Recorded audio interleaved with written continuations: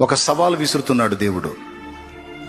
మొక్కుతున్నావు కదా, పిచ్చిగా ఆరాధిస్తున్నావు కదా, మొక్కు, ఆరాధించు, దాంతోపాటు వాళ్ళ చరిత్రలు చదవమని చెప్తున్నాడు. నేను చేసినట్టు నీ పాప భారం మోసినవాడు, ఒక దేవుడు అనబడిన వాడు గాని దేవత అనబడినది గాని ఎవరైనా ఉంటే పోయి మొక్కుకోపో, నీకు నేను అక్కర్లేదని ఆయనే చెప్తున్నాడు.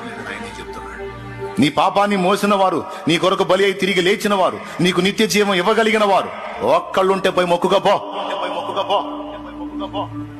కాగడ వేసి వెతికిన దొరకరు.